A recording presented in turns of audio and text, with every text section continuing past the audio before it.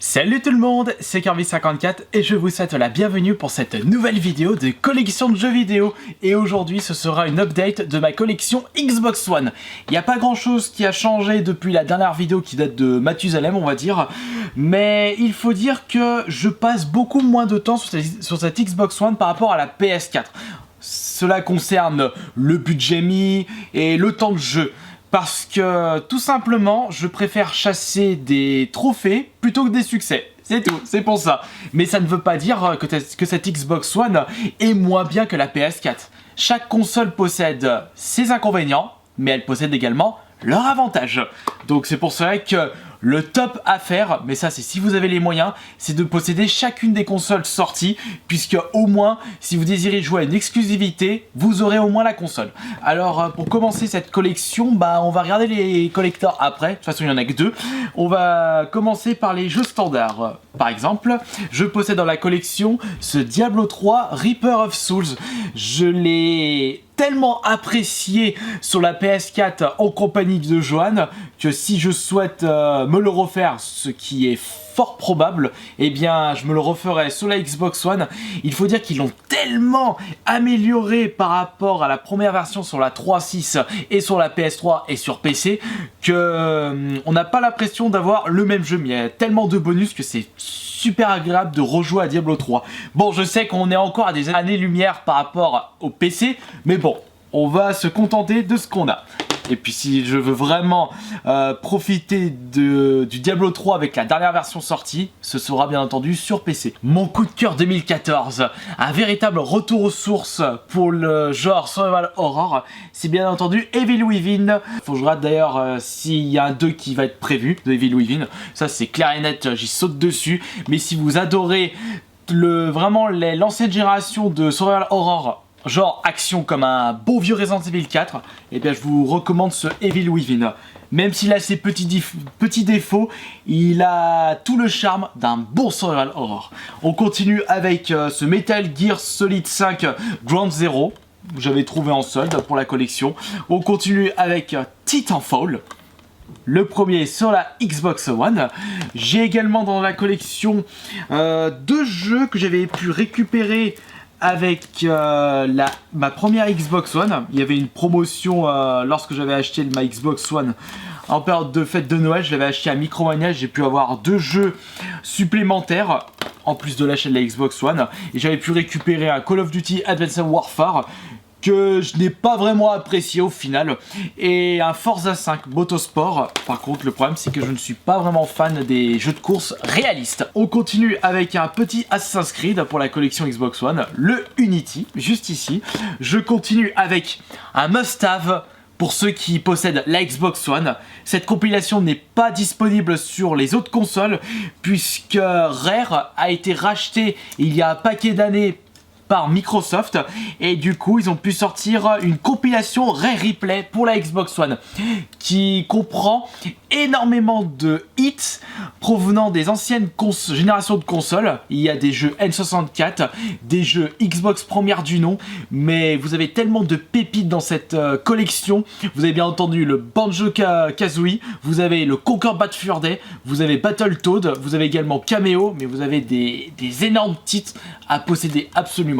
Continuons cette collection avec l'une de mes séries de jeux préférées, ça y a pas à dire, les Dead Rising. On a le 3e et le 4e opus sur la Xbox One. Les possesseurs Nintendo et Sony n'ont pas eu cette chance puisqu'ils ne peuvent pas jouer à ces bons jeux Xbox One. Ça a été le cas également il y a une dizaine d'années en arrière avec le premier opus de Dead Rising qui n'était jamais sorti sur la PS3, il était sorti uniquement sur la 3.6, et bon après ils l'ont ressorti sur la PS4, et c'est vrai que le premier Dead Rising était le jeu qui m'avait poussé à acheter une Xbox 360 à l'époque, et j'ai eu exactement le même procédé avec ce Dead Rising 3 qui m'a poussé à acheter une Xbox One, et je ne regrette pas vraiment, même s'il n'est pas pas aussi top qu'un Dead Rising 1 ou 2, il est quand même super plaisant à jouer. Donc c'est vraiment, c'est du post-apocalyptique, on va dire assez comique. Les zombies sont tellement débiles, mais vous pouvez les tuer avec tout et n'importe quoi. C'est pour ça que j'ai bien apprécié les Dead Rising. Et j'avais acheté Day One, le 4e opus, mais il m'a un petit peu déçu quand même. Mais je l'ai toujours pas terminé, donc je peux pas vraiment vous donner un réel avis objectif. Mais ce que je peux vous dire, c'est qu'il m'a un petit peu déçu. On continue cette vidéo de collection avec Dead or Alive 5, Last Round sur la Xbox One. Ensuite, j'ai le Shadow Warrior. Celui-ci, mon frère m'en avait parlé et il m'avait dit que c'était un FPS un petit peu loufoque. Et ça, personnellement, ça m'intéresse convenablement. Tiens, ouais, il est sous blister. Enfin, je veux dire, il y a encore le scotch de garantie. Il n'y avait pas de plastique quand je l'avais acheté. On continue avec mon jeu next-gen préféré. J'arrête pas de vous le répéter, mais je ne trouve pas un jeu PS4 qui arrive à la cheville en termes de plaisir de gameplay par rapport à ce Killer Instinct sur la Xbox One. Déjà que le Killer Instinct sur la Super Nintendo était mon jeu Super Nintendo préféré, celui-ci est nettement mieux que la version Super Nintendo.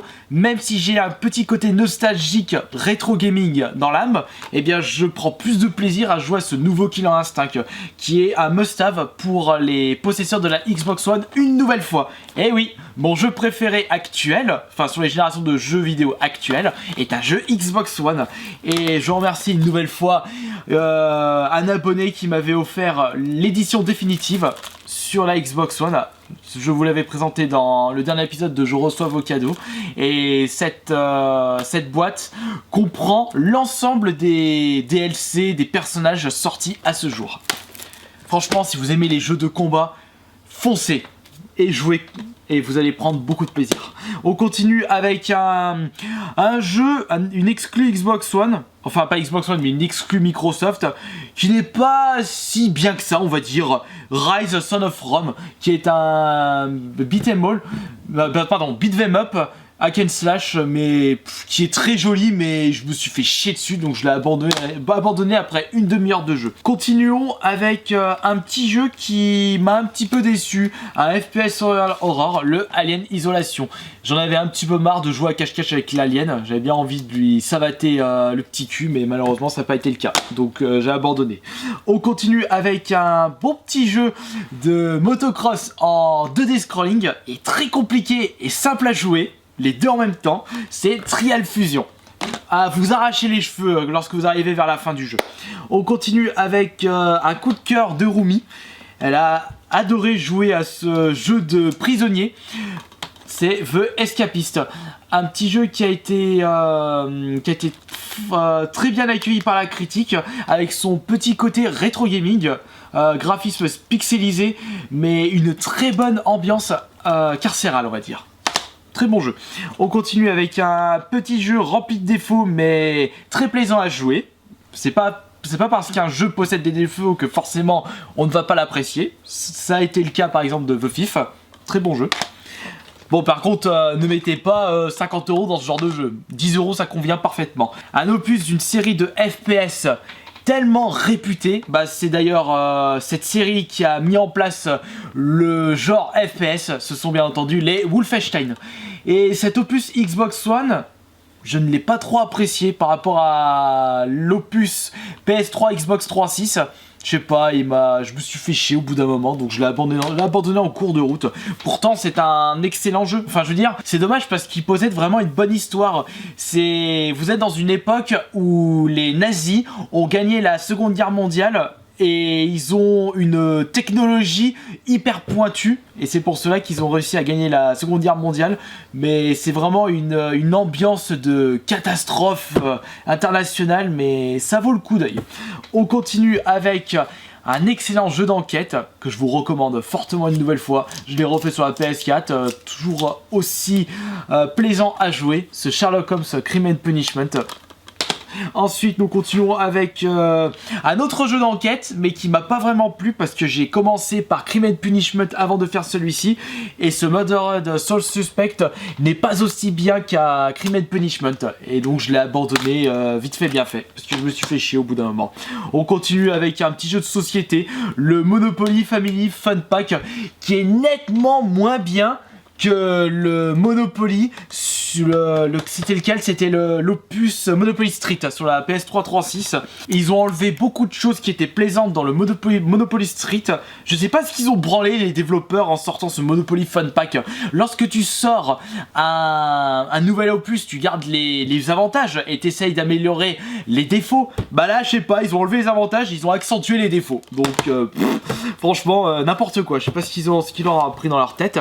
Et je termine avec un Sunset Overdrive pour les jeux standards, puisque là, j'ai également 2 petits collectors. Et c'est en fait 2 fois le même jeu, mais 2 collectors différents.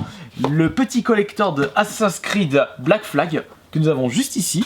Je vous avais fait des présentations en mode ASMR de ces 2 collectors, mais si vous désirez que je vous fasse une présentation en mode normal comme j'ai pu vous le proposer sur merde, comment il s'appelle, Homefront The Revolution, ou alors c'était Just Cause 3, n'hésitez pas à me faire part de vos demandes dans l'espace des commentaires.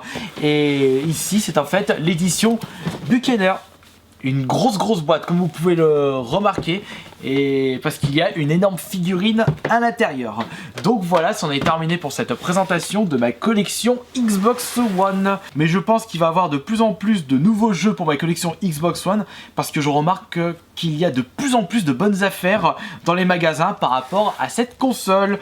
Et qui dit bon prix dit forcément plus d'achats de mon côté, puisque j'aime bien acheter mes petits jeux à très bas prix. Puisque c'est toujours mieux d'acheter 10 jeux Xbox One à 5 € plutôt qu'un nouveau jeu Xbox One à 50 €, sachant que si on peut attendre 2 ans, eh bien on peut le trouver pour 5 €. Enfin voilà, j'espère que cette vidéo vous aura plu, je vous dis à la prochaine.